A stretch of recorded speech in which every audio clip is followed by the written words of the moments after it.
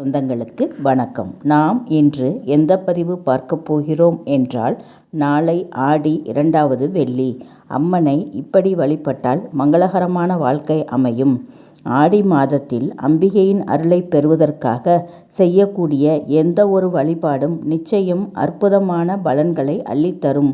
அதிலும் அம்பிகைக்கு விருப்பமான மங்களகரமான வெள்ளிக்கிழமையில் செய்யப்படும் அம்பிகைக்குரிய வழிபாடுகள் வீட்டில் மகிழ்ச்சியையும் செல்வ வளத்தையும் அள்ளித்தரும். ஆடி மாதத்தின் விசேஷமான மங்களகரமான தினங்களில் ஆடி வெள்ளி வழிபாடு மிகவும் சிறப்பு வாய்ந்ததாகும். வழக்கமாக எந்த மாதத்தில் வெள்ளிக்கிழமையில் விரதம் இருந்து அம்பிகை வழிபட்டாலும் அது சிறப்பு வாய்ந்ததாகும். அதிலும் ஆடி மாதத்தில் வரும் வெள்ளிக்கிழமையில் அம்மனை வழிபட்டால் கூடுதல் விசேஷமான பலன்கள் கிடைக்கும். ஆடி மாதத்தில் இந்த ஆண்டு 5 வெள்ளிக்கிழமைகள் வருகிறது. இதில் ஒவ்வொரு வெள்ளிக்கிழமையிலும் ஒவ்வொரு விதமாக அம்பிகையை வழிபடுவது சிறப்பு. ஆடி மாதத்தின் 2வது வெள்ளிக்கிழமை ஜூலை 25ஆம் தேதி வருகிறது. இந்த நாளில் அம்பிகையை மங்கள கௌரியாக பாவித்து வழிபட வேண்டும். அனைத்து பெண் தெய்வங்களையும் கௌரியின் வடிவமாக பாவித்து இந்த நாளில் வழிபாடு செய்ய வேண்டும். சிவபெருமானை அடைய வேண்டும் என்பதற்காக கடுமையாக தவம் இருந்து ஈசனை எப்போதும் பிரியாமல் இருக்கும் வரத்தை பெற்றவள் அம்பிகை. அவளைப் போலவே விரதம் இருந்து வெள்ளிக்கிழமை வழிபடுபவர்களுக்கு மனம் மகிழ்ந்து முழுமையான அருளை அம்பிகை வழங்குவாள் என்பது நம்பிக்கை. ஆடி 2வது வெள்ளிக்கிழமை அன்று அதிகாலையில் எழுந்து குளித்துவிட்டு மஞ்சள், குங்குமம் போன்ற மங்கள பொருட்களை அணிந்து விரதத்தை துவக்கிவிட வேண்டும்.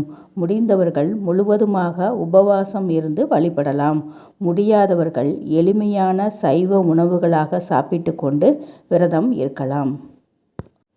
மாலை 4:30 மணிக்கு பிறகு 6 மணிக்குள் வீட்டின் பூஜை அறையில் ஒரு மணையில் சிவப்பு துணி விரித்து அம்பிகையின் படத்திற்கு என்ன பூ கிடைக்கிறதோ அதை படைத்து விளக்கேற்றி வைக்க வேண்டும்.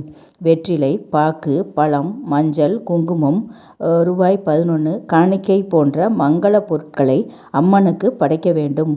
முடிந்தவர்கள் ரவிக்கை துணி, வளையல், பூ போன்றவற்றையும் வைத்து வழிபடலாம். அம்பிகைக்கு பாயாசம், சர்க்கரை பொங்கல் என ஏதாவது ஒரு நைவேத்தியம் படைத்து லலிதா சரஸ்நாமம், காமாட்சி அம்மன் அஷ்டோத்திரம், துர்காஷ்டகம், துர்க்கை அம்மன் ஸ்லோகம் என உங்களுக்கு தெரிந்த அம்மன் ஸ்லோகங்கள், மந்திரங்களை சொல்லி வழிபடலாம். எதுவும் தெரியாதவர்கள் அபிராமி அந்தாதியின் எந்த பாடல் தெரிகிறதோ அதை சொல்லி வழிபட வேண்டும். பிறகு கற்பூர ஆராத்தி காட்டி பூஜையை நிறைவு செய்ய வேண்டும். அம்மனுக்கு படைத்த மங்கள பொருட்களை ஏதாவது ஒரு சுமங்கலிக்கு கொடுத்து அவர்களிடம் ஆசி பெற்று கொண்டு அம்மனுக்கு படைத்த பிரசாதத்தை சாப்பிட்டு விரதத்தை நிறைவு செய்து கொள்ளலாம். ஆடி 2வது வெள்ளியில் அம்மனை இப்படி வழிபடுவதால் குடும்ப நலன் சிறக்கும். தீர்க்க சுமங்கலி வரம் கிடைக்கும். மங்களகரமான மகிழ்ச்சியான வாழ்க்கை கிடைக்கும்.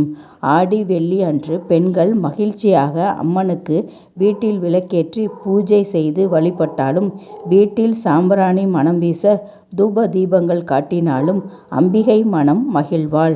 முடிந்தவர்கள் அருகில் உள்ள கோவிலுக்கு சென்று அம்பிகைக்கு அபிஷேகத்திற்கு தேவையான பொருட்களை வாங்கி கொடுக்கலாம் அல்லது யாருக்காவது அன்னதானம் கொடுக்கலாம். இது அம்பிகையின் மனதை இன்னும் மகிழ்ச்சி அடைய செய்யும். இந்த பதிவு உங்களுக்கு பிடித்திருந்தால் லைக் பண்ணுங்க, கமெண்ட் பண்ணுங்க, ஷேர் பண்ணுங்க. மறக்காம சப்ஸ்கிரைப் பண்ணுங்க. தேங்க்யூ.